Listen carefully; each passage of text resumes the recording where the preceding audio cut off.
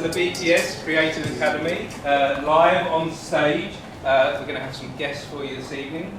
We're going to have some entertainment, some talks, and this is a little bit of a celebration actually tonight, because this is 1 year of doing this podcast for me. 1 year ago today. I'm quite pleased with where it's gone and this journey that I've been on, and I'm very grateful for, I see some friendly faces in the audience today, and I'm very grateful for all of you who have been part of this journey so far. You've all taught me so much along the way, which is not what I was expecting from this. At some point at the beginning I thought I was going to be some kind of teacher. Those that know me are laughing. It turns out that I'm the student, and yeah, I've learned so much. I'm seeing Lisa down here that told me to step out of my comfort zones, which is what I'm doing tonight. And yeah, and Sean, why so serious? Thank you. You've got to take this all too seriously. And some important messages from Luna about the story, about friends that you can only help one person at a time. All of these little things have meant so much along the way. But I could ramble on about that all night, but I think you want some entertainment to get this night started. So first of all, I'd like to introduce you to Me and Him.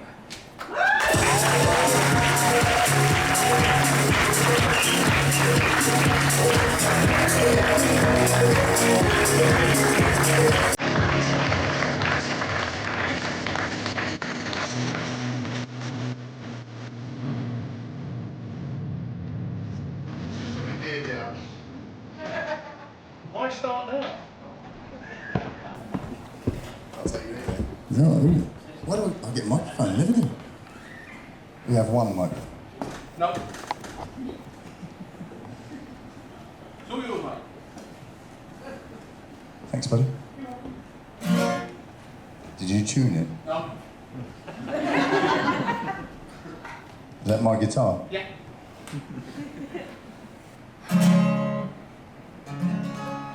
Close. You see what I have to work with already, didn't you? Go on, big man.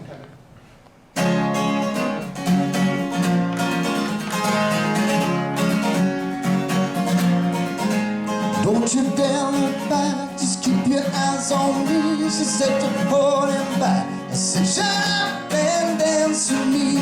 This woman is my destiny. She said, shut up and dance with me.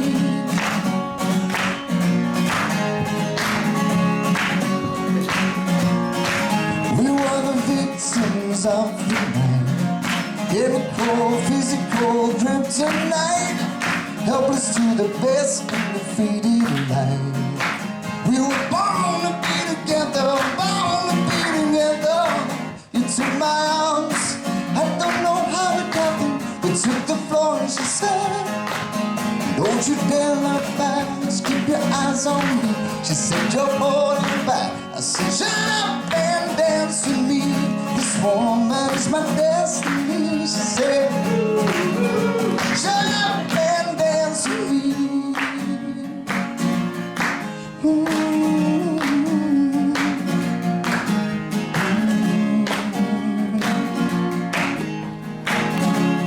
Make him keep doing that, it's fun, isn't it? Don't mix it up, it's not jazz. We invented a new chord in a minute, you watch.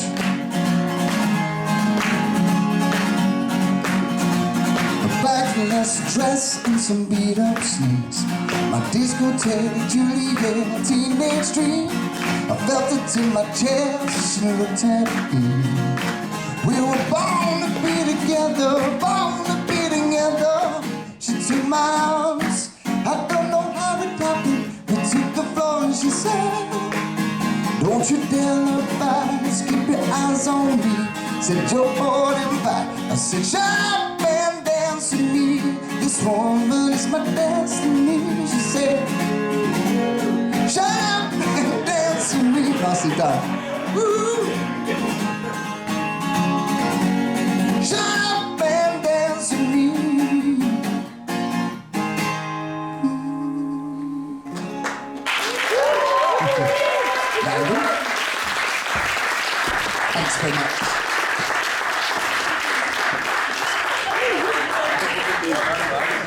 should we take a seat on the sofa? Oh. So I think the plan tonight is... Side, this. No, I think you can hear us okay, can't you? Yeah. We'll turn it off, we'll take a seat and... how was that, guys? I quite enjoyed that. Yeah. This side? Take a seat, wherever you like. Yeah, I think we did have a seating plan at the beginning. I think we're just going to throw that out the window. Have you done that because you're higher than me now? Absolutely. Dominance. So how did that feel for you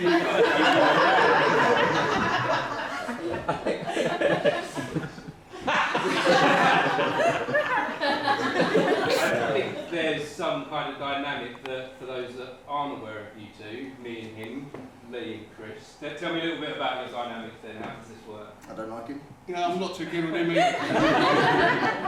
I'm going off him more and more as the night goes on. He's young. Yeah. No, we've been mates for years, 30-something odd years. We've known each other for 30-something. It's probably a fairer way of putting it. Yeah. Yeah, we grew up together. We've been best of mates. 39 years. I know. I was trying not to go that deep again. And yeah, after 39 years, he's still here. And why are you still hanging around together? What is this? I'm really cheap. Yeah. Very easily persuaded. Yeah. No, we grew up together, as we said on the podcast before. It was a great chat. Thank you very much for having us. We grew up together when we were 5, living next door to each other. And yeah, we've moved towns and all sorts of wonderful things. Never went to school together, but we've moved towns, we've moved professions ever since, and still stayed best friends. But how does that feel when you're on the stage together performing? Do you feel that bond? Or do you feel the friction? No. He's impossible to argue with, is the first thing I'll say. We have never in our entirety of our relationship had an argument. So it was all jokes. But his wife's never argued with him either. Love each other really. No one's ever absolutely. Yeah. It's banter, yeah. But he's impossible to argue with. He's too easy to get on with. Yeah. But yeah, we normally do full electric stuff, electric guitars, jump around stage, parties, tracks, and that sort of stuff. So yeah, the acoustics, we love it, but it's yeah, we normally do big high energy stuff, and it's kind of like our relationship, really, isn't it? Yeah, High I mean, energy. we've been performing now as me and him for 16 years, and it's got to the point now where I stand next to him on stage at a gig, and I know what he's going to say before he even thinks he knows what he's going to say. I might need some new jokes then. That's not a bad shout. Why are you laughing? Yeah, and You know my jokes before on the backstage as well, don't you? And this is what it's like the whole time. Do you know what I mean? We have a laugh, we have a giggle. Nothing's ever taken too seriously. No. Even though we consider ourselves professional, really not professional. No. It's just we have a laugh. We have a laugh. We Two have a guys giggle. having fun on stage. Yeah, playing some absolutely. music. And if we can bring that laughter and that fun out to other people, then sure. I'm going to throw this out to the audience already. So this is your wife down at the front here? No. No? Sorry. You seem to know the ones at the front. No. Just friends. Friends. And so you follow these guys around? You've seen them before? Yeah, a few times. Do you enjoy their stuff? Are they professional? Yeah. Just for the record, we haven't even had sex. No payment taken. No? Can you get 5-star review for? Well, like I said, we haven't.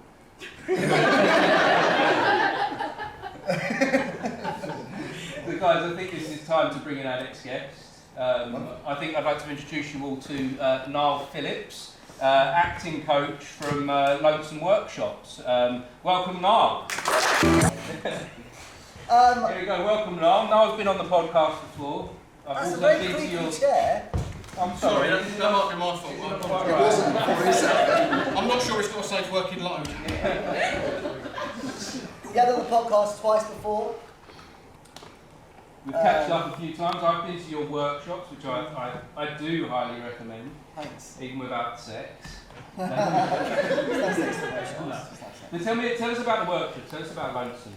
So it was interesting talking to everyone upstairs about this why we keep using failure or about community. And I had this idea, the same as the 9 to 5 podcast people.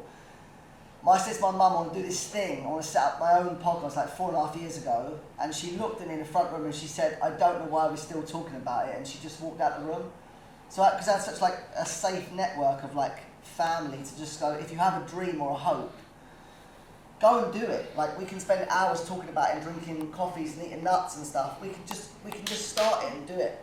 So I think my thing is, like, anything you want to do in your life, anything, just go and do it. And that was like the way that I got this life that I've kind of like, I've taken like a step back, another step back.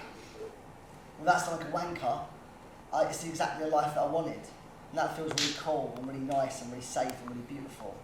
So that's that.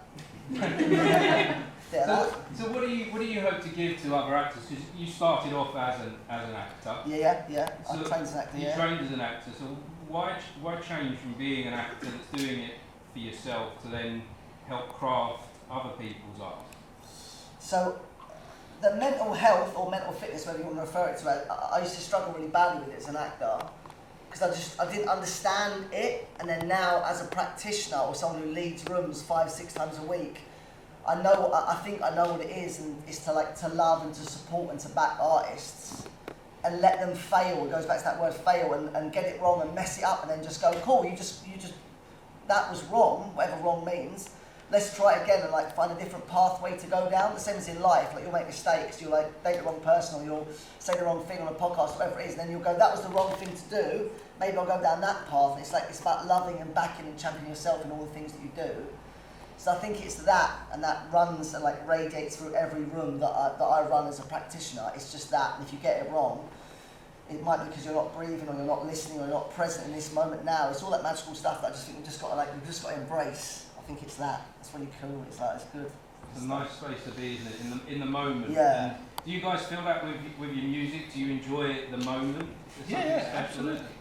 I mean, I think we said it again when we were on the podcast previously. We said, when you're getting towards the end of a night, you've got a room full of people, everyone's had a drink, and you start the opening to Mr. Brightside, and the place just erupts, and everyone's having a good time, everyone's enjoying themselves, and you're standing at the front there going, well, we did that. Yeah. Technically, the Killers did that, but we did that.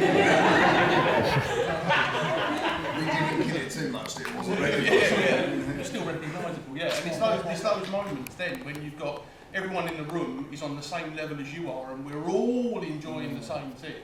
I think that's amazing. That's great. If you can achieve that, then Connection. Yeah. Connecting, you're always connecting with everyone. You started this with talking about failure.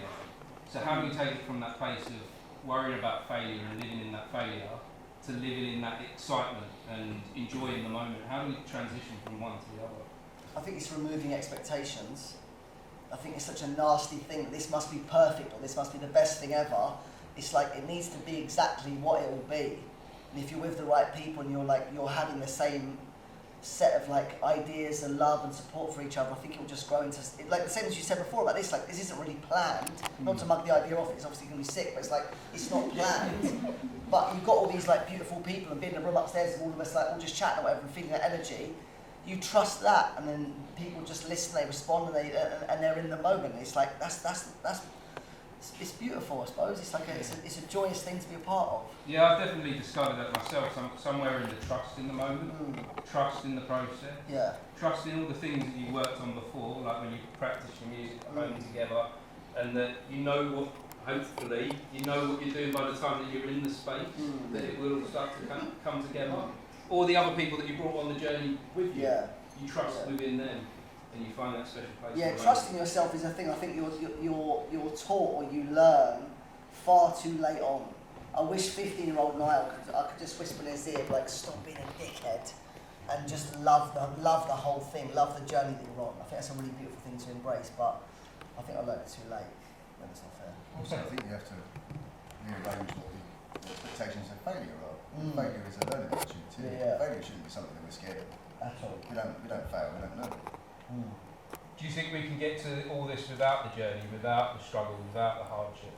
No, I don't think so. No. Also, we're the fun in that. Yeah. There's an element of earning from it. Do you know what I mean? You've earned that joy. You've earned that because you've worked for it, and you've had the bad times. You've gone through them. You've managed to get through them. You've worked it out, and now you've got to the point where you're like, I'm happy now. Your beard's incredible. I was going to say the same thing. It's incredible! And the weirdest thing is he has to shave up near his eyeballs. He grows all the way over his face. Sorry, brother. You don't get to experience that, but that is special. this Very dense. You do it yourself? Yeah. You self-grew? He did grow it himself. Yeah. No, I've got a man. All me. What beard oil did you use? Viking beard oil. Mad! That is absolutely bold. That is incredible. I think it'll go home, to be honest. Wow. Now, before this goes off topic too much, let's bring on my next guests, Francesca and Kat of the Not the 9 to 5 podcast. Please.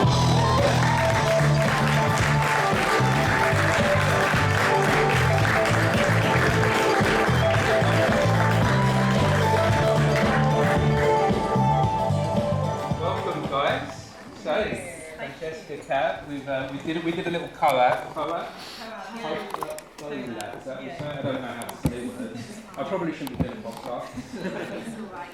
I'm here now, I'm in it, and it's happening, so we'll just go with the ride. So, you guys, you're up to season 3 of your podcast. Yes. Not the 9 to 5. So what's it about? Well, do you want to start? I can start, yes. It's all about the freelance lifestyle. It was really born out of a need for something like that within the freelance life, and we felt that was missing within the community for freelancers, because it's not an easy life by any stretch of the imagination. And we were at a point where we just finished a show together, and we were a bit like, what do we do? Like I think when we met, we were both quite like tentative and a bit shy of each other in this play that we were doing. Like, who are you? Like. But then we just like we were just assessing the environment and like so then I think it took like a good 2 weeks before we actually started properly like communicating, and then we what just do you mean talking? Talking. Right. And then from there we just became like really like good friends, and we had like this cool banter with each other, and we realised that there was really no limits like with kind of how we interacted in our conversations. And yeah, it's just like, you know, when you meet people and you're like, oh, I get you. Yeah. Like, we got each other. Yeah, you're welcome. So why is two people that just click, you became friends? Yeah. Why don't you go, let's spend our time doing a podcast? Well, okay, so it was my bright idea. Yeah. So we were on South Bank, and we were going to see a show at the National. The Effect. The Effect. It was great. And I had previously done a podcast. I'd done 2 podcasts, but they both kind of fizzled out. One was when I was living in Cardiff, and then I moved from Cardiff, so that didn't really work anymore because it was all about the art scene within Cardiff. And then I did another one, but I wasn't really committed. And I always felt like there was a part missing in terms of the production side of it.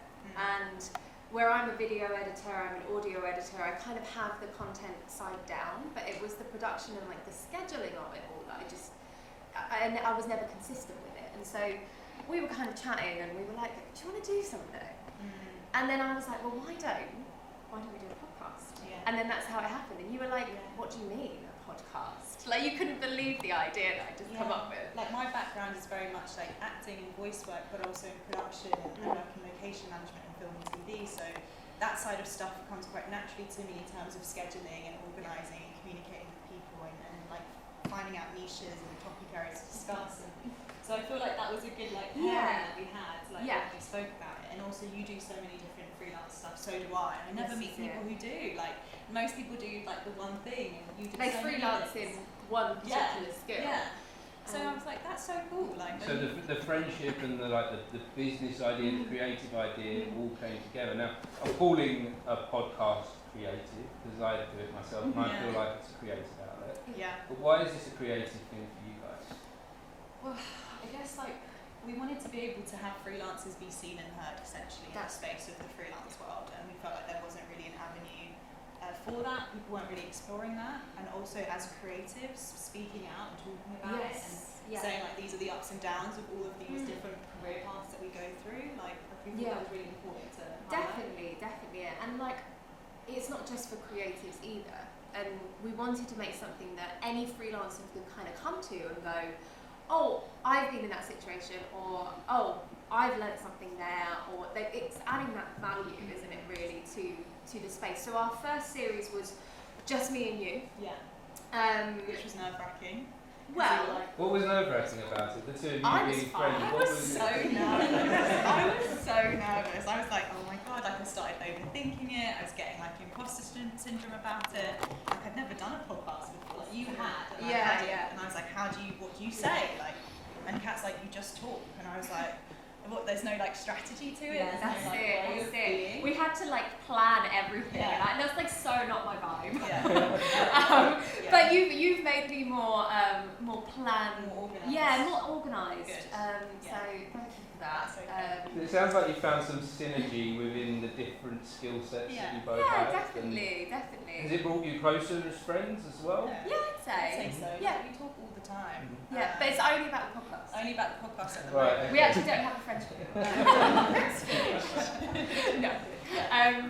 No, it's time consuming. As you know, Yeah. podcasts are all consuming. It's the rolling out of the content every single week, and we batch record, so we do our series all in kind of like a 4-day window. So we've actually just done series 3 and 4 because we had so much interest from the second series. So sorry, I lost my train of thought. So we did the first series, that was just me and you. Yeah, and then we invite guests. And then we invite a guest because we thought, well, yeah, okay, we can talk till the cows come home, but what's the what else can we give? What other experiences can we provide? Yeah. So we then opened it up, and we had Niall on series 2, and we've kind of just progressed from there to series 3 and 4 with having a multitude of guests that aren't just within the creative industry. You know, we have business managers, we have who else? We have journalists, we have realtors. This is it. This is A it. wide range of people in Yeah. So different careers. any type of freelancer can come and get some value, Yeah. as opposed to it just being an And- acting And podcast. share you know their what I mean? insight as well. You know, it's like so important to know how their struggles are in their like That's industry. it. That's it. So Niall, as someone that's been on the podcast, you've been a guest, you've listened to their podcast, I guess as well. I have, yeah. Yeah. Good. What value did you get as someone that is a freelancer from listening to their show? The element of worry that we as a creative or a freelancer, you spend a lot of your time worrying, and because loads of their guests go, oh, we're all in this like same boat together, not really knowing what's next. It's like the opposite of comparison. Comparison's the thief of joy. It's like it goes back to that word community, of knowing that all these different people doing all these different things, and everyone, I hope, is just trying their best. So I think it's a real reminder that there's loads of beautiful artists out there working, jamming, doing their best, and not screwing people over. So that was what I got from it. And all the episodes I listened to, I'm just like, it is the most beautiful industry to be a part of. I know it's wider now at season 3, but it's like there's so much beauty in this industry. We've just got to trust it. It goes like that thing we said before about trusting the process. That's so important. And I also feel like there might be something that both you, Lee and Chris have some words of wisdom for these guys. They're new friends. You've been friends for a long time. Have you got any words of wisdom for them to keep this thing going? Don't live together. Yeah.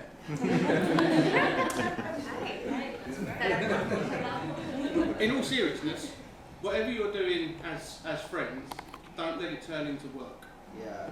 That's the one thing we've always said, is that what we do, we go out every weekend and we turn up somewhere and we are paid to be silly in front of people. That's what we do. And it's fun. And we've always said the moment that stops being fun and it starts being work, don't do it. Because it sucks all the joy out of it, and all of a sudden there's no point. Because the whole reason you do it is for the joy, isn't it? That you enjoy it, it's fun. The moment it stops being fun. Surely the driving force of any art form is love. Yeah. We need to fall out of love with it. Yeah, exactly. There's no love in what we do. Yeah, absolutely. Talking of joy, there's a person that gives me a lot of joy, and that I want to bring into the room now. He's an old friend. He's someone that sometimes can be quite funny. Some people will know him by a different name, but tonight we're going to welcome him as Bambarumba. So, ladies and gentlemen, can you give a hand to Bambarumba?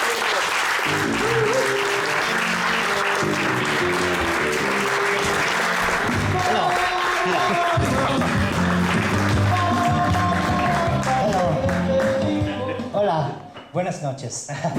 My name is Bambarumba. I come from Bambarumba in Colombia, and hello. A pool ball shot in the mouth and held in with gaffer. That's my opening gag. so look at you. Smug. Anyway, so hello everybody. My name is Bambarumba, and yes, I come to this country quite a while ago now, and I did not mean to come to Harlow. I was trying to get to Harrow, and I got directions from a Chinese waiter. So, you probably noticed I don't have very Hispanic skin. That's because my parents are both Russian. And they travel from Russia, they move to Colombia, I don't know, they like corruption, clearly. But it means that, I'm trilingual. Yes, I will try any language I can to chat to the ladies. I like to speak the language of love. It's not that funny. So, just the phrase, I love you, can sound so gorgeous in so many languages, In Spanish, it is te quiero. Te quiero. In Russian, it is yaloblovas. You have, in French, it is je t'aime. Je t'aime. In Germany, it's ich liebe dich. So it doesn't quite go well. But so I move here, and I did try the chatterblinds, and the one that worked best was in Russian, and the line goes "Я ником не думал о тебе, потому что я люблю вас." And it means I think of no one but you because I love you. It worked. No, I got married. Yes, I got myself an English rose. Yeah, she smells beautiful, she's very pretty to look at, and she can be a little bit thorny. And by that comparison, I can only imagine I'm her little cactus. You can make your own jokes there.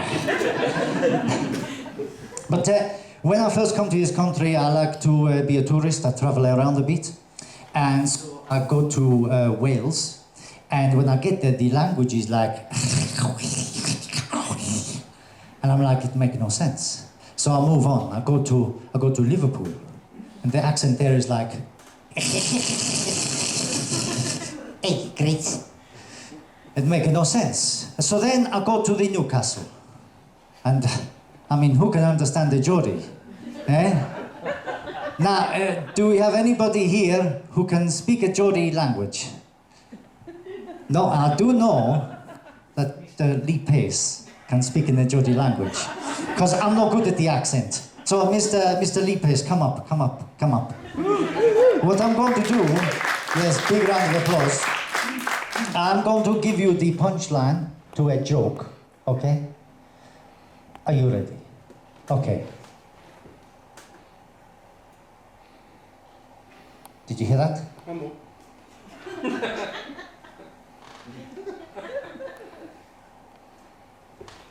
You got that? Okay, so the Geordie joke that I learned, that I need help from Mr.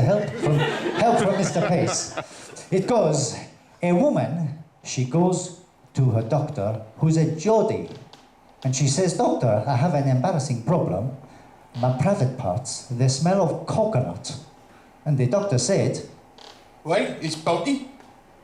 "Thank you very much, applause, Mr. Lee Pace."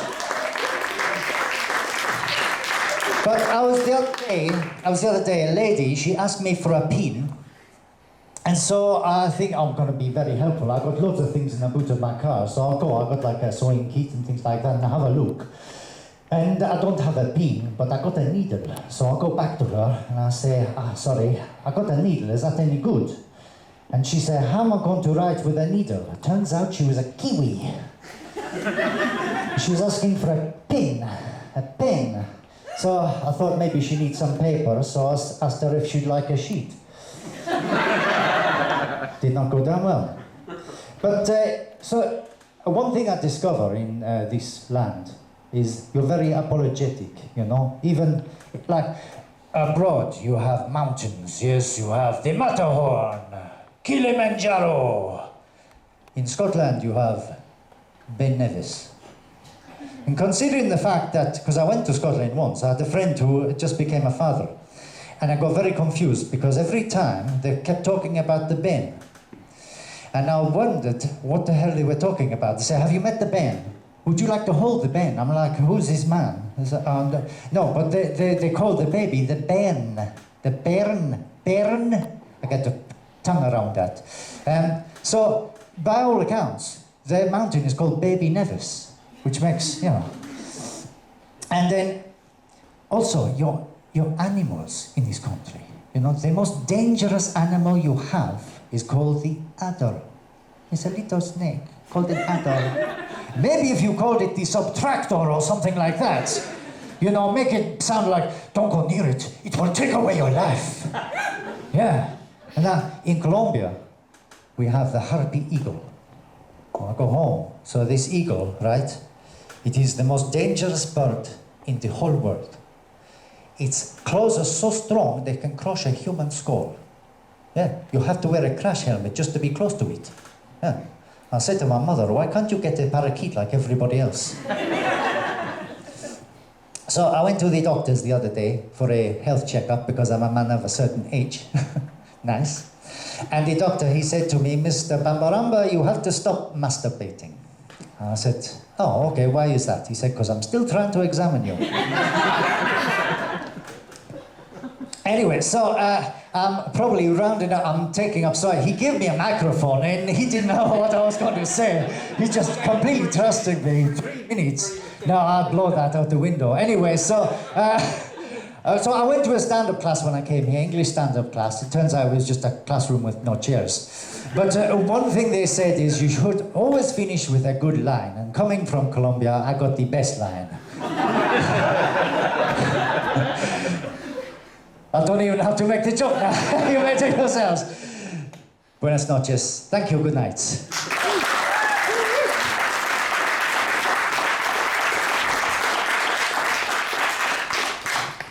Hold on. It's Jim. Oh, hello. Hello. Hello. I don't know why I wore these semi-reading glasses. I could not see a thing. So, Jim, you're from Newcastle. I am from Newcastle. Yeah. Yes. Yes. Where was Bambarumba from? From Bambarumba, Colombia. But yeah, it was. I did do a stand-up class at Playhouse, and it was over a course of a few weeks, and I managed to get a routine together. But I found that kind of doing it under a different persona, I could explore the English language. I did study Russian at school, so I do have an understanding of linguistics and things like that, and how things might sound to a foreigner. And I know that being Geordie coming down south, how weird things sounded for me and how weird I sounded to everybody else. So I thought, try and bundle that in to a little persona, add a bit of a sort of an innocent edge to it, and yeah, Bambarumba came into being. And what I'm finding really interesting about tonight for you is that when we did the first podcast a year ago, yes, we called it Start, didn't we? Just yeah. Start where you are. We talked absolute drivel. We did. We 2 hours. Yeah. Somehow this has come from that. Yeah. It's crazy.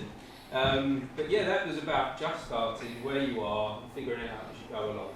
Yeah. But tonight is kind of a rewind moment for you, isn't it? It's kind of a going back to a place that started this stand-up 10-15 years ago? No, longer than that, 20 years ago. 20 years ago I did my stand-up workshop, and the last time I actually stood on stage as Bambarumba was probably 17 years ago.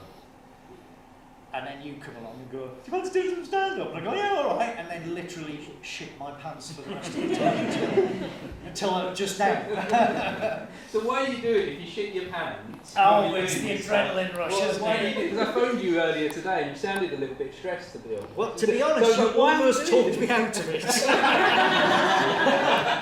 He was like, oh, you know, such and such going to be in the audience, that's going to be there. Like, oh, great. And was it so bad? No. A really important question. What? How did it make you feel? How long was that? So, for those that don't know, Jim is one of my dedicated listeners. I'm his only It's listener. my only listener. So he listens to every single one, which I do really appreciate. I'm really grateful. I have no life, clearly. But he has a little drinking game that he plays whilst he... No, I don't have a drinking game. If I did, I would be a serious alcoholic. If I took a drink every time you asked one of your guests, and how does that make you feel? That's not my phone, by the way. Yours, Martin. That's not mine either. Not mine either. Lou! Emergency phone. Mine said, right, no phones on stage. No phones on stage, Lou. They went to me. Look, my phone on stage. I went, it'll be alright, it'll be alright. There we go. So where was we? Talking about how you feel. Oh, yes. Yes. Has anyone else noticed that? Yeah, everyone else has noticed. So why do you think I go there? Any idea? Research. Do you think it is? Yes. I don't know. Very kind. As a psychologist in my day job, that's one of the things we're trained to do all the time. It's a very viable question. How does that make you feel? It makes it personal, it brings it to you, and it helps you to explore a particular subject. Maybe helps the person you're asking understand more about what they're saying, potentially. How does that make you feel? Absolutely. Well, because like you said, you're a trained psychiatrist. Psychologist. Sorry. I'm Can't not give trained up in the any way, shape, or form. I can barely speak English. I get my words all tongue-tied, and yet I'm still pursuing. How does that make you feel? It feels great, actually. Then that's what's important. That's what's important. That's the right answer. Yeah. So, shall we introduce the next guest? Yes, where mine, where I didn't. You can stay. Just stay there, because our next guest, I'm sure she'll, she's a force into her own, and she'll choose where to sit. She'll move you. Don't you worry about that. My next guest is actually my daughter, and it's her first time on the podcast. I talk about her a lot on the podcast, all the time, every day. And, here she is to perform for us. So, Colton.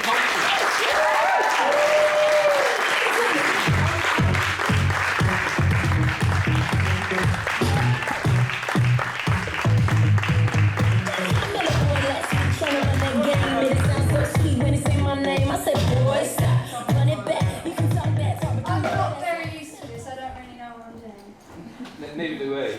Yeah. I think. I think we've all fully established that. We have. It's quite a nice theme, actually. Right, so I'm just going to play a little song for you guys. It's by the Carpenters. So, yeah.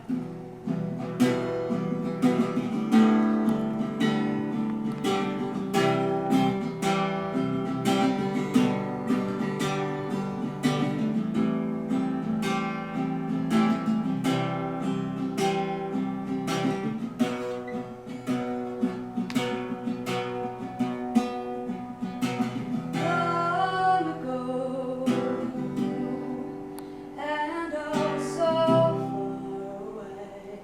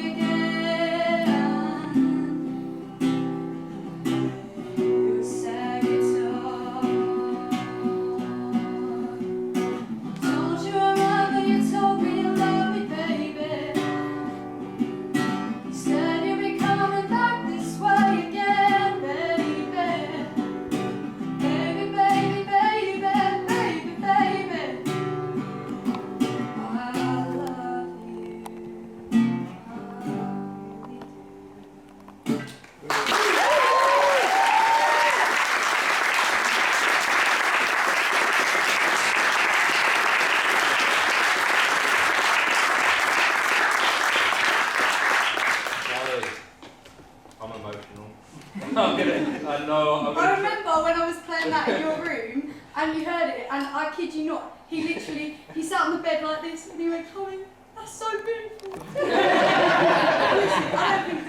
Honestly, so emotional. Right, it is. It's very powerful, isn't it? You're all very dewy-eyed. Yeah, I'm quite dewy-eyed. I was going back to that thing about living in the moment and just being in the space, and what a beautiful thing that is to see my daughter sitting there across the opposite side of the stage from me, doing her thing. Yeah. So how does that make you feel? Well, I have to say, it makes me feel very deep kind of emotion, you know. It just really connects me to feeling like music and togetherness, you know. Martin, I feel like you're too close to this one. I'll take out this one. How does it feel watching your dad do what he does? I don't really watch.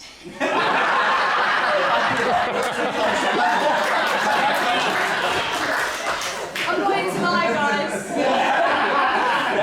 This isn't for me, you're in. I'm not doing this for you. You don't listen to me. Everything you've ever done is for me. True, and the other one, there is another child as well. Is there? Yeah. I have a sibling? You do have a sibling, yeah. He makes me proud as well, obviously, with the things he does. You're very good at the PlayStation. You are, you're good at it, mate. It's your thing, it's your strength. He's very good at wearing white shirts as well. Yes, yeah. Louise very good at smelling as well. Okay, tell me about I it. don't know. She said he smells. Oh, I don't know whether that's a description of what he is or what he does. Let's stay away from family.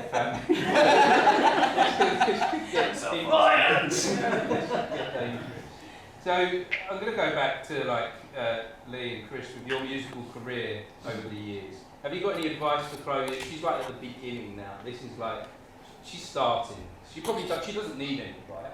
No. But have you got anything for her? You can, yeah. Not like, we did like one that I set up. I've only ever done one gig that was completely from me setting it up, and that was with my band. Other than that is like all the gigs I do are set up by rock school, which are like, yeah. You enjoy that?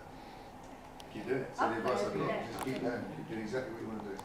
Don't be afraid to play to an empty room either. Yeah, we love you will. The more gigs you do, no the more gigs you do, that you will come across gigs where you turn up and there will be no one. Probably mum and dad. Probably. Always. We've played to bar staff on several occasions where literally the pub's been empty and the only people they can't leave. And they're not allowed to go. They'd be like, oh, not these guys. Yeah. Weddings are great, they can't leave either. I made a mistake of doing stand-up after Yeah, an it's basically England what we match. do, yeah, weddings. I made the mistake of doing stand-up after an England match. And I've got this gig in Hartford, and it was, the place was packed, and I was like, right, it's going to be great, fabulous. Match ended, everybody left. Apart from 3 people, and halfway through my act I said a joke that offended one of them, and they walked out. So yeah, that was but you just got to keep going, plowing on. So at this point, being at the beginning, do you actually want advice? Do you, like, at this point... No, right, I'm not going to just be like, no, I don't want advice, but it's like, I want to, no, I'll listen to advice, but whether I take it is like, up to me. You know what I mean? Like, if anyone is there trying to be like, because I have had people after gigs, they come up to me and they're like, oh, you need to go about it this way, and if you want to do it right, and then I look at them and I'm like, okay, you're saying that still living in a flat in Harlow with like doing nothing, so why are you... Wait, what's wrong with living in Harlow? Exactly. I don't live in Harlow, I'm just saying. Exactly. But it's like, no, you get people like after gigs and they try and come up to me and it, like some people do give advice, but some people are very like pressurized, people I've never even seen before in my life, and they're like, oh, you need to go about it this way, and I'm just there and I'm like, and then I go home and I sleep and I never think about it again. You've got to find your own way. That's the only way you're going to enjoy doing it. That's what I want to You do. heard the old saying, opinions like arseholes. Everyone's got one. But more than the shit that comes out is only as good as the shit you put in it. So if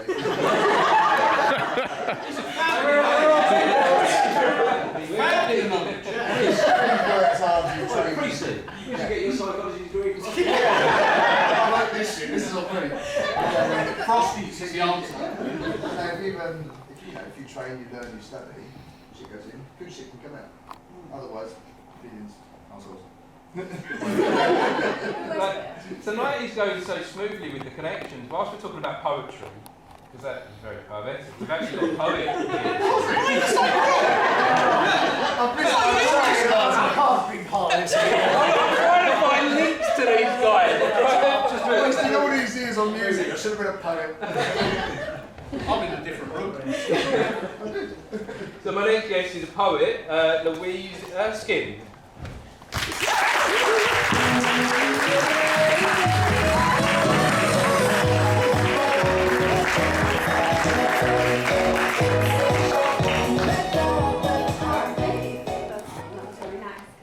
No actual context of whether I'm any good or not. Which I'm going to straight up tell you I am not. Like, you get some incredible performance poets, I am not that. I'm a like hide in your bedroom and post it on Instagram poet. So when Martin asked me, he was like, we'll have a chat and it'll be right, well, great, I've never run out of words, that'll be fine. And then the flyer went out and it said performance fine. Oh shit. Like, that is not going to be okay. But then I overthought it because I'm not a poet and that's what we do. And I thought, do you know what?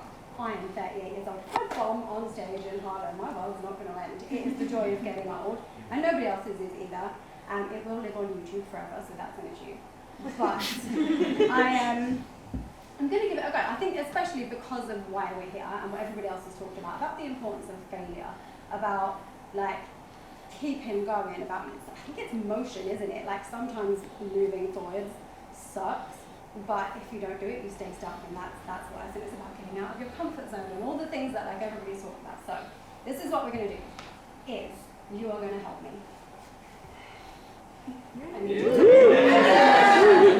Some enthusiasm, people. I lived in Harlow. I know you're going to be rowdy. So I don't know. Not many people are drinking. I was hoping there was going to be like more drinking and you could like cheers. But you can imagine, right? We're actors in this room. Some of us. Yes, good. Love you guys. So I'm going to read a poem, and it's called Here's to the Men. And I thought, like, don't take away my feminism card. Like, it's okay. But we are going to actually celebrate men. I think it's a very difficult world to be a man in. There's like a lot of transition happening in culture right now from this kind of toxic masculinity that we've seen and what everybody believes they have to be and what they can't be. And then celebrating what actually makes you incredible men.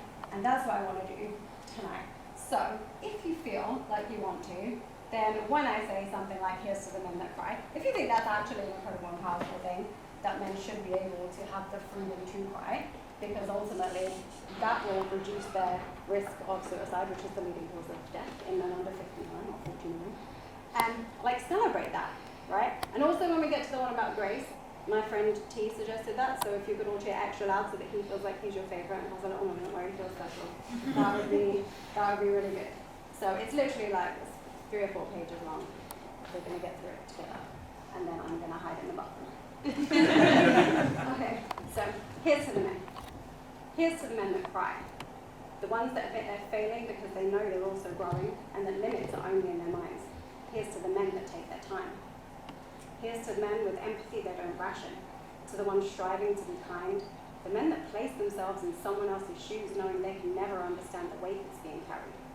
Here's to the men that wash dishes and stitch dresses, to the fathers who let their sons play with dolls, the ones that change nappies and kiss bruises, the ones who keep on fighting when it's easier to walk away. Here's to the men that understand our value, the ones that don't objectify us or degrade, those that don't call rape culture our problem.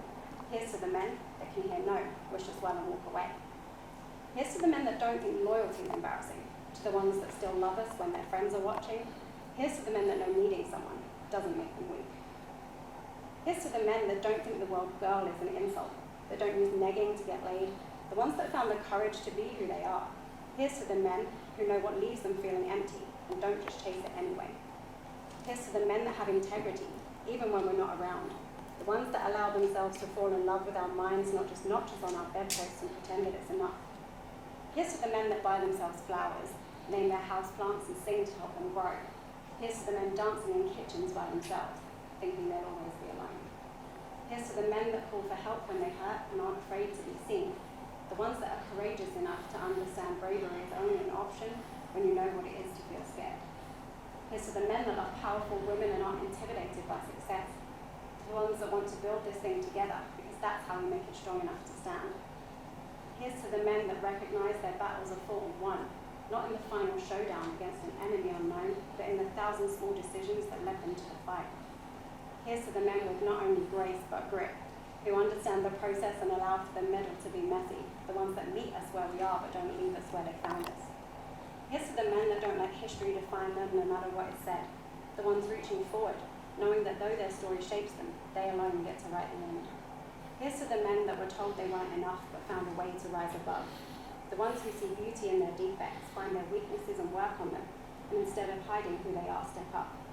Here's to the men that will change the world, the true rebels, the mavericks, the renegades, the titans. Here's to those that will gently break the chains and challenge the wrongs with love.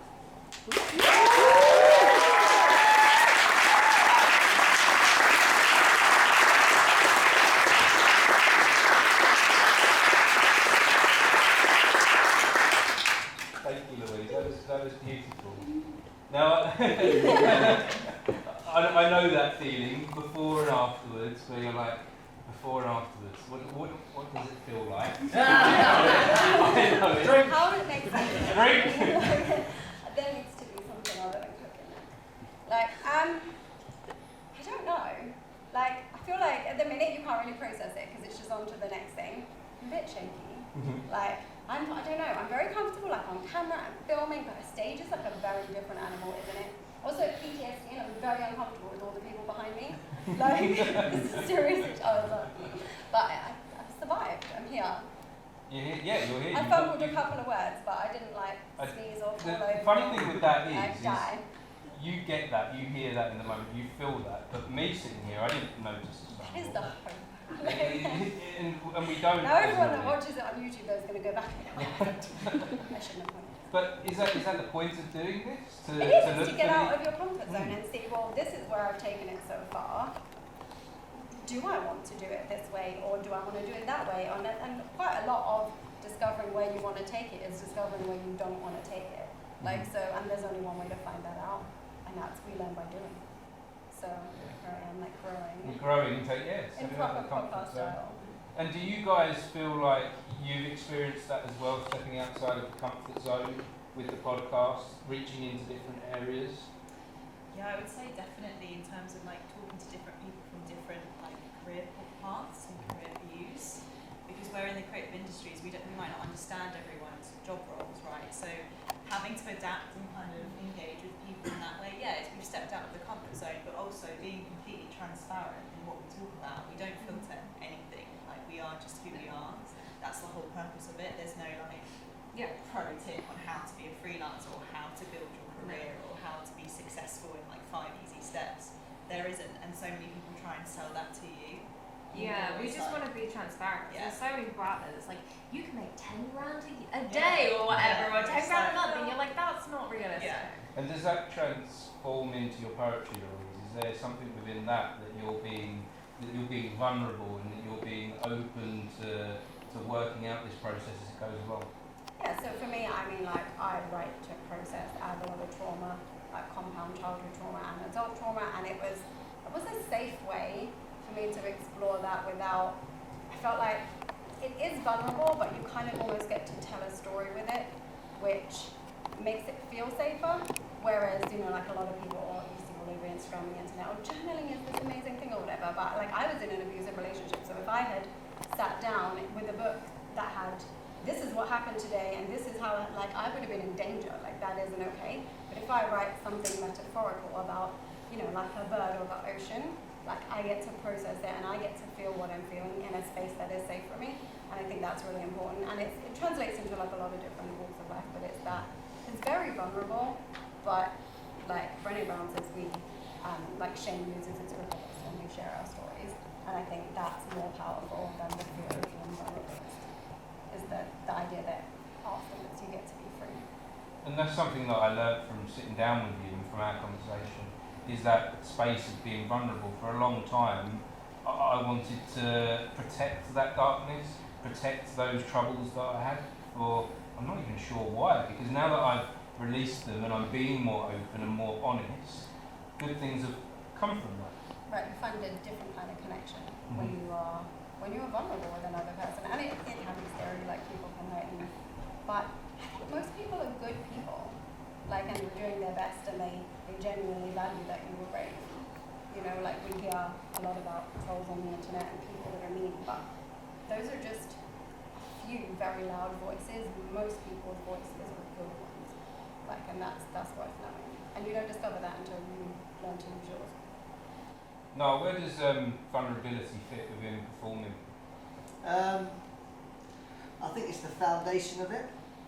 I think you have to be vulnerable to tell stories or take on different characters. Characters are like a loose world in our world, like with acting, but I think it's the nucleus of the whole thing. And I think to be vulnerable, it's so true about that.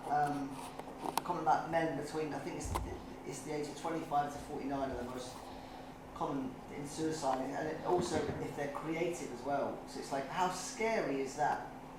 And we work with all these different types of human beings that come to our space and tell stories and cry and feel those beautiful things. And there's such bravery in that. And it's fascinating to hear that poem. That like stunned me a little bit. It's just like hearing that, it's like, wow, there's so much beauty to be found. So yeah, vulnerability all day long. But I just think, I don't know, there's a bigger conversation about like what the schools are doing, what the education system is doing for that. But I think like the coolest kids I ever worked with, like in a bus in North London, the ones that come into my room and just burst into tears. They're the ones I was like, wow, and then they find so much strength in that, they're going to speak to the bully or whatever it was. But vulnerability is, it's a powerful tool. But I just think the people that don't allow it out, it's going to come at you in a different way. Carlo, what are they teaching at school? what do they tell you Am about? I allowed to swear or not? Because I would say absolute bullcrap. I would say worse, but... But what about vulnerability in particular? Because I remember when I was at school, to be vulnerable at school was a dangerous place. That was the place where if I was my true self, and I said what I thought and what I felt, then they would come for me. Like, is it still like that? I'm not going to lie to you and say that, you know, like, it's the perfect environment, it's the best that it could be. But I do feel like there's an improvement since then, because like I used to hate school, but I don't hate school now, like not because of the learning, but I actually quite enjoy the environment, because when you get to know teachers, like you realise that they're just people too, in a way. And like I have some teachers who like I feel quite comfortable talking to, and even if we have what's called like the guidance managers team, and it's meant to be like, oh, so if you have a problem you can go talk to them, but obviously being a kid you're like, oh, but they're going to tell me what everyone else will tell me. But if you like establish a connection between like your teachers or even like friends, like you can be vulnerable with them. Like there have been times where like I have this form group tutor and she's also my drama teacher, and she's like honestly like just so helpful to just like talk to, because she doesn't say necessarily what you want to hear, but you know, like she doesn't go like, oh, that must be really hard for you either. Like she might just go, oh yeah, they're being a total dick, like do something about it. Do you know what I mean? Like she doesn't like butter it up or anything. Like she just says sometimes what you want to hear. She's real. And like she's real, yeah. And you find that sometimes, like, you know, like the more real people are, the easier it is to be vulnerable with them. And sometimes you just gotta find your people, and then when you find your people, you can be vulnerable with them. Find your people. Find your tribe. Well, that's a beautiful link to my next guest. My next finding the tribe. Tribal chief. Here comes the tribe. Well, in a way, kind of. My next guest is a tribal chief. He is a community leader in Harlow. He runs the Harlow Playhouse. Along with him is Leo Shepherd as well. So Rory and Leo are here today. Welcome.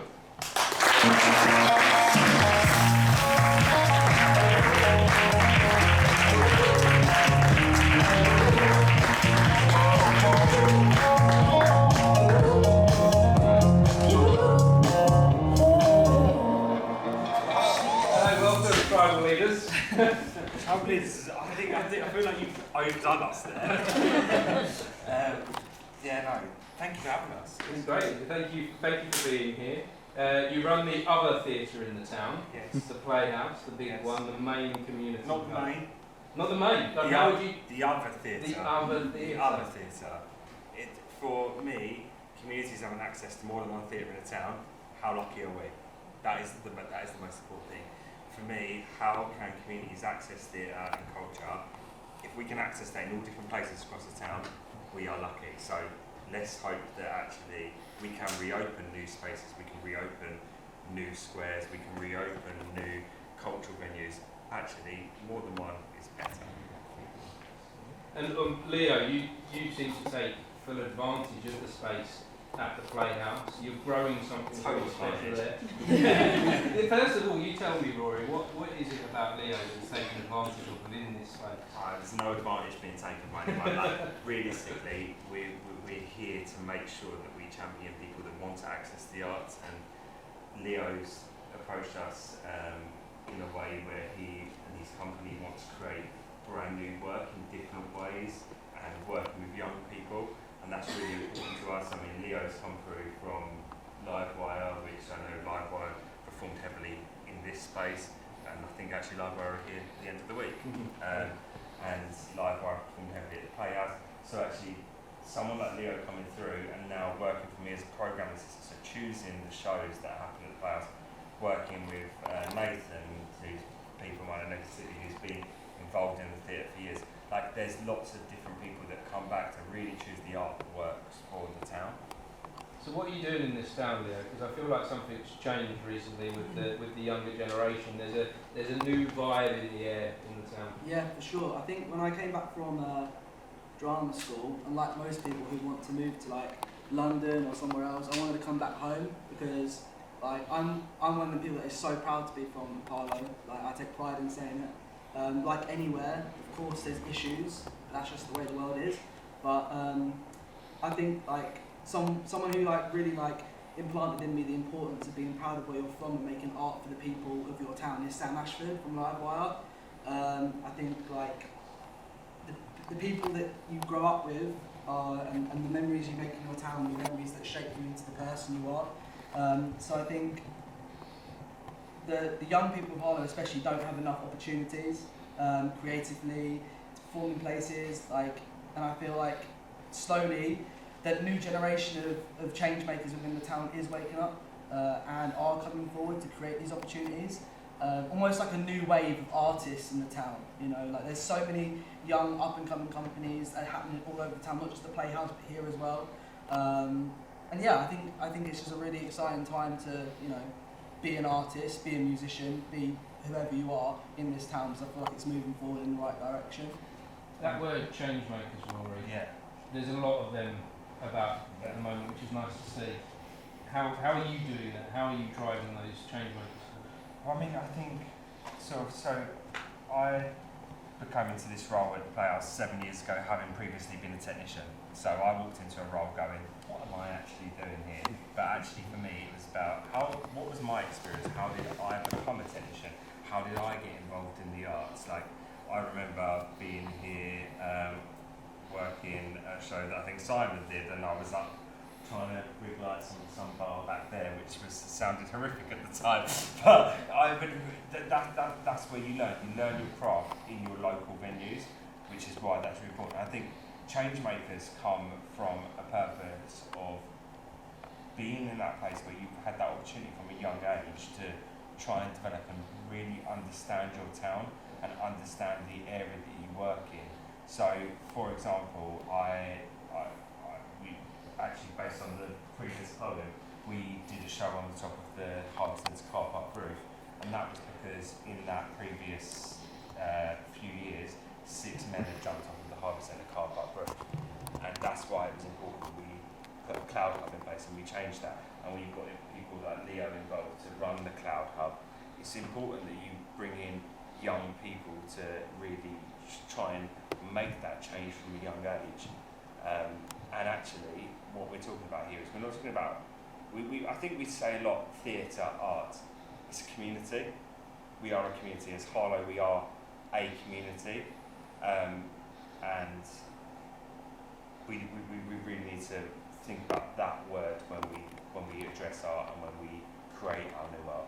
Does that make sense, or have I just rambled? No, it makes complete sense. And Leo, what are you looking to get something out of this community, or are you looking to put something in? I just want everybody to be proud of where they're from, be proud of Harlow. And I feel like a big thing that I strive for in my work is telling messages that everybody's thinking, but in our own way. So, not saying that this is bad and this is right, but providing the opportunity for people to watch something and feel their own way about it. Mm-hmm. So we never like to, with Mercy Theatre Collective, we never like to say what we're trying to get out of this show. We never say that. We put the show out there, and then it's for people to take away what they want. If they hate it, they like it. Like, we put out the messages in our art, and then that way we don't have to talk about it, I think so. It's really important as a community that we lead culture-based play shaping. So only we as a community can culturally play shape. And by that, what I mean is we've got empty shop units, we've got empty spaces, we've got built facilities. How we use those is how we best play shape. And I am going to talk about something now slightly deeper. Community is the sense of where you go. So you have young people come use the building. At the Playhouse, we have young people come use the building. What's just happened in Southport is absolutely empowering, and I think we should just take 2 minutes just to think about what's just happened there. Young children attended a dance class, lost their lives, 3 young people, and I think that's really important for us just to take a second, just to think about that. If that's I'm not asking for a week silence or anything like that, but I'm just saying let's just think about it. But yeah, that's what I think the community instills in people being in places wanting to create art. Like, it's actually what is art? No one has got a defined description of what art is. If we want to do something and we want to create that thing in our environment and we want to be part of something, that's our art. I think when these horrific, tragic things happen, and there's nothing that we can do in the moment, there is a moment of appreciation for life, how fleeting this is, and how fleeting these moments are when we all come together, and just taking a moment of appreciation and seeing if there's maybe something we can change along the way, that we can fix, that we can perhaps maybe within our art and the things that we do within community, we can try and bring people better together and have less of these things happen. Absolutely. I feel like integrating with built environments. So, for example, bringing the sculpture Knife Angel to Harlow, that's the big thing, and that's how we can take our art elsewhere. We don't have to be in our venues. We can be outside of the venues, and we can be really championing art within the community. And I'm sure there's people within this room that would like to champion art in the community, and probably out in this part of the room as well that also like to champion art in the community. So I think that's really important, and I think it's really important that we build these cultural partnerships together as well. So this tonight, Martin, you've done a great job of building a cultural partnership through your podcast, and I think it's really important that we continue to build on those cultural partnerships to make them better, more arts inclusive Harlow. Well, this I think is a nice moment to turn it around to the audience. You've been sitting here patiently listening. How do you feel? Anyone want to answer that? But have you got any questions? Has anyone got any questions for these guys? Anyone got any questions for what you'd like to see these guys do with their art, or perhaps why they're doing the things that they do? Would anybody like I feel Luna. No, I was just about to keep doing it. That's the only thing that came to mind when you said what do you want them to do with their art. Just keep doing it.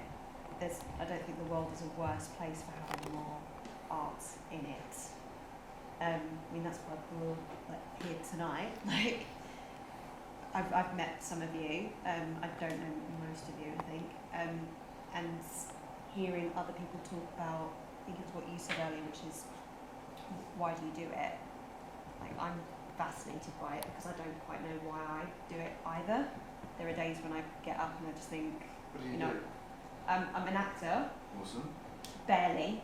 No. Meaning. All actors are that. Yeah, exactly. Yeah. And I'm becoming okay with feeling like I don't know what I'm doing. I think that was something that when I first started, I thought I would have to overcome, and I thought that one day I'd have this magical realisation that I knew what I was doing, and I knew how to make money from it, or I knew how to move forward, and I knew kind of what was right, and the reality is I don't. And I haven't yet met an actor or a performer or anyone really in the world who does know what they're doing. You show me an adult that does. Yeah. As a kid, we look up to adults and go, these guys have got everything worked out. And then you become an adult and go, no, we haven't. No. Not a clue. I mean, art is it's an amazing journey. You're not necessarily always completely in control of yourself. You know, you're not at the helm 100% of the time. That's the fun of the ride, though, isn't it? Yeah, it is. Yeah. Is it ever really ever finished? That's it. Yeah. Also, I don't think you need to worry about like that end goal as well. There is no end goal. Like, go and do what you want to achieve. That you live your art the way you want to deliver it, and that's the most important thing. Yeah, I think we get so wrapped up in like the big goal, the big dream, like winning the Oscar or the Golden Globe, and we forget about the small things along the way that are such achievements. And I feel like if we ignore them steps, like, oh, I performed the show to 6 people, or I sold this many tickets so I can actually, you know, buy a takeaway with the money I've earned from the show. I think we ignore these little steps that are so crucial to make it to where we want to be, that sometimes our dreams just, you know, seem impossible, and we don't want to do it anymore because it's too much hard work. You know, so I think enjoying them little bits of success, they're the real winners. Just to kind of wrap up this evening now, guys. What are your hopes and dreams for the future? Starting with Rory, we'll go around the. Right.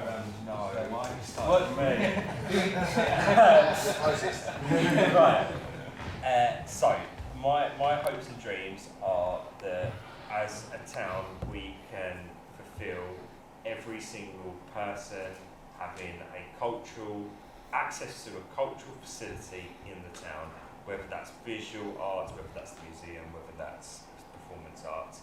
There's enough people in the town, there's enough built facilities in the town that deliver that, and it's our job to make sure that is accessible. So my dream is to see everyone having an equal opportunity to have access to arts.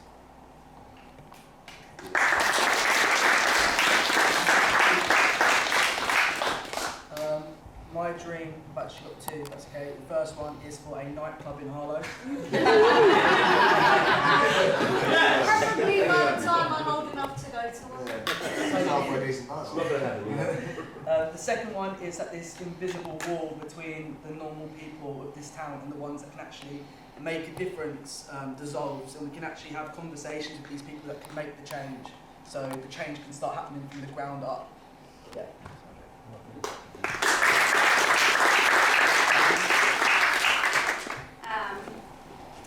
Very short term, my 3rd book comes out on Saturday. Be nice if that did well, but I am working on storyboarding a short film based on the poem that I read to you this evening. Poetry is, Instagram would have you believe it's huge, but it's really not. It's like 1% of like literature, whereas film, if you can reach your audience in a way that they can easily access, like through YouTube or whatever, like you're going to be able to open that conversation up much wider. So to actually stop the storyboarding and take the next step and turn his statement into a short film so that we can begin having more conversations around mental health.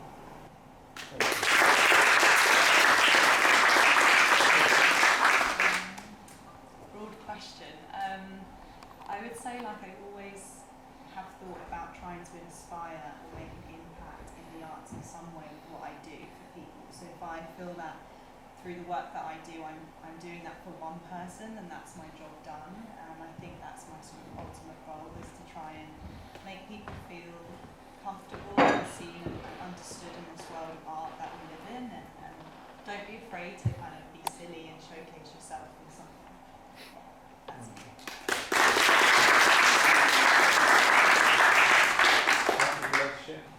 Sure, very similar. Yeah, that's probably why we have a Yeah. podcast together. Yeah.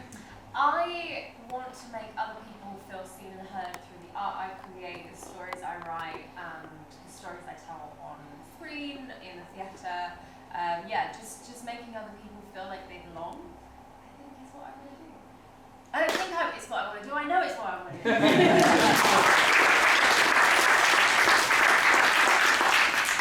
Let's carry on the train down, Lee. Oh man, I mean, I suppose my dream would be as long as I am physically able to, in whatever form it is, whether it's music, whether it's writing, whether it's on stage acting, I just hope I can continue to be a part of the community that I've grown up in and loved for all these years. And I'll do what I can to make sure that I'm in that area and in that space and try and push that as much as I can. I just hope long may it continue. I hope that he puts a bit more sun cream on his. Very nice. Finish?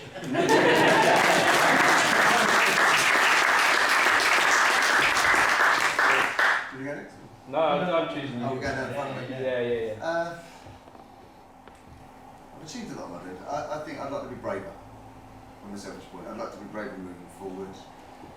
Not necessarily for performing, but certain things that my daughter's in my world, and I'm terrified of what she's growing into. You know, and I want to be braver to help her overcome some of that. I want to be braver to support more people around me. I want to be braver so I can help me fix that garage roof again, because I'm terrified of heights. I got stuck up there for an hour and a half the other day, and I had to be rescued by a neighbour. But yeah, I want to be more courageous. There you go, open and honest.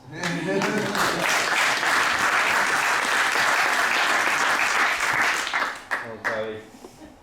Really staring at me there. What's the dream? The dream. I've got quite a few dreams, as you know, because I probably come up to you with a new dream like every single day. But I think my main dream is to I want to change things, you know?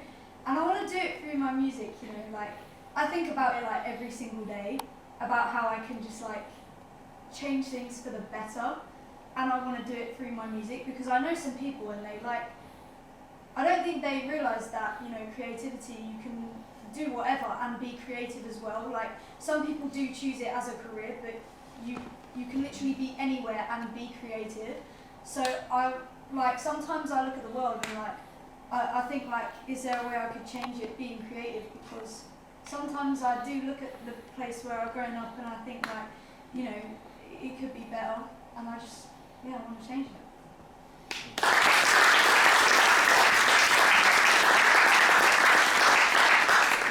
Niall?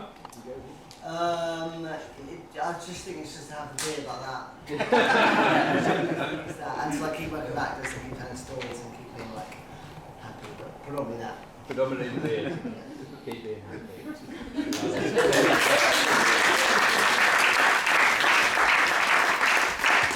On this anniversary special, you started this year ago. You started with me, so you finished with me. Right. Short term, a bit like Louise, I'd like people to buy tickets for the next show that I'm directing, Skirmishers, here in September. My mum's in it, guys. Yeah.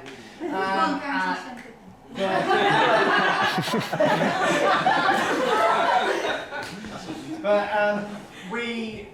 there was a load of us in the dressing room before the show went on, and Rory asked us about, you know, what community meant to them and things like that.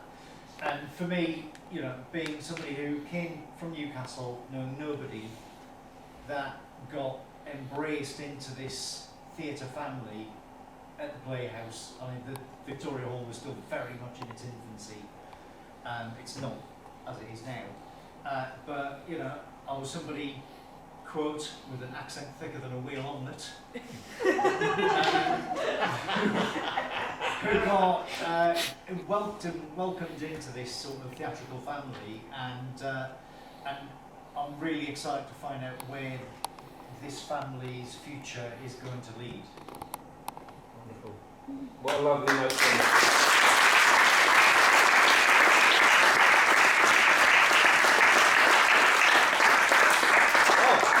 Thank you to all my guests. I really appreciate you all joining me and coming along to this journey. What's your dream? My dream? Ooh, my dream. You don't get to turn the train. How does that make you feel? I don't do the question. I don't do the answers. What's my dream? It's not the reoccurring one involving the flamingo. So my dream is, I've discovered this in the past year, it's to continue to echo the voices of creatives and to give them a platform in whatever sense that may be, and to just be part of that world.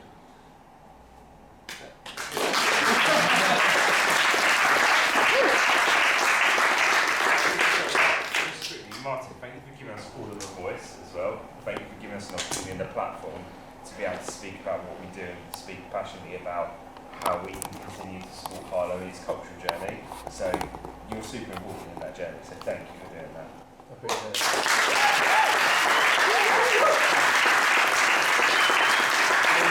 We appreciate all you guys for joining us this evening. Yes, you are very much appreciated. This wouldn't be the same without you. So thank you, and I guess that's good night. Where's the next one?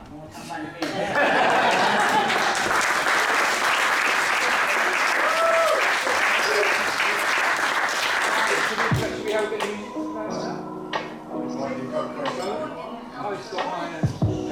there we go. So grab a drink from the bar, guys. The bar's open. Should we finish with the clap? I didn't do a clap at the beginning. Did I not do my clap? Oh, we're still recording. We're still recording.